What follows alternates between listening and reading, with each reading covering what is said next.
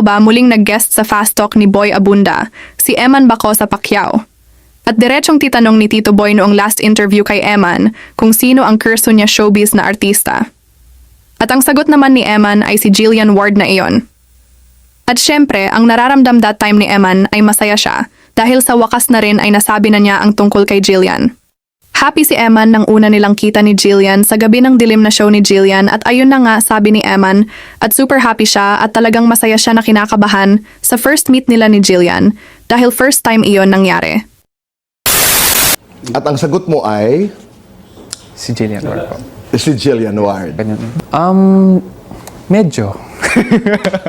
Sagot ni Eman na super blessed, mixed emotion ang kanyang nararamdam nang nakilala niya si Eman.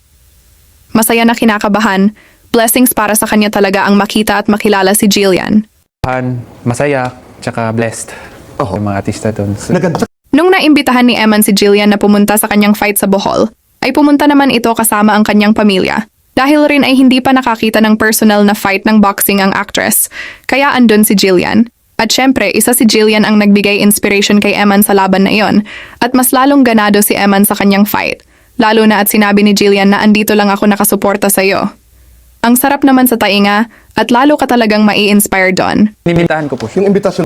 Siyempre, na-inspired po ako. Mas lalo nagpakitang Gilas. Gilas. Oo. Sabi mo sa kanya.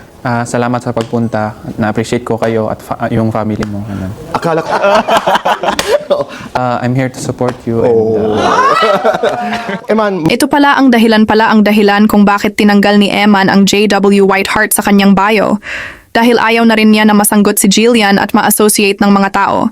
Dahil sa ngayon, they are very good friends talaga. Kasi pag nandun po yun, inisip po ng tao si Jillian na associate po yun sa kanya. Okay. Kaya, since we're good friends, tinanggal ko po yun kasi ayaw ko siya magkaroon ng issue, ganun.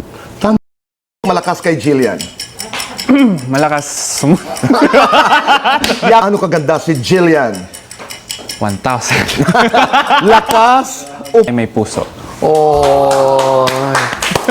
Sa pag-guest no Eman, ay may pa-surprise rin sa kanya si Tito Boy. At ito ay nagbigay ng mensahe si Jillian through Zoom. At maririnig talaga natin na pareho silang dalawa, na maka-Diyos at family-oriented. At ang ganda ng mga sinabi ni Jillian para kay Eman. Kasama na doon na she always here to support to Eman.